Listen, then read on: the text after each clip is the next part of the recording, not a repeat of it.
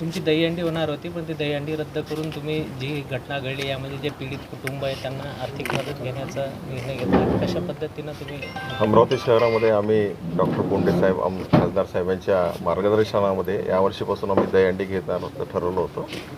पण हा इतका दुःख प्रसंग अमरावती शहरामध्ये झाला की ज्यामध्ये जवळपास 3 बालक आपल्या डबरींमध्ये वारली आणि जवळपास एक 7-8 मोठ्या प्रमाणामध्ये ॲडमिटसुद्धा आहेत.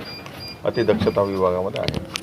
आपण ही दहीहंडी जी करतो ही बाळगोपाळांसाठी करतो, बालकांसाठी करतो आणि आपण त्या बालांमध्ये त्या लहान मुलांमध्ये एक कृष्णाचं रूप आपण पाहत असतो आणि त्या अनुषंगाने परत आपण इतकं भयंकर एक दुःख अमरावती शहरामध्ये अमरावती जिल्ह्यामध्ये झालेली घटना पाहता की आपण ही दहीहंडी न करता याच्यामध्ये जी कुटुंब आहे, जी बालकं वारली आहे, जी बालकं अति सिरियस आहे, यांना त्यांच्या कुटुंबाला आर्थिक मदत करणं शासन करत राहील. शासन करेल, कारण भारतीय जनता पार्टी आणि आमचे सगळे पूर्ण कार्यकर्ते, पदाधिकारी, आमदार, खासदार सगळे आम्ही एक निर्णय घेतला की ही जी निधी आहे ही आपण यासाठी चांगल्या कामासाठी खर्च केली पाहिजे, जेणेकरून येणाऱ्या काळामध्ये अशी कोणती घटना घडू नये.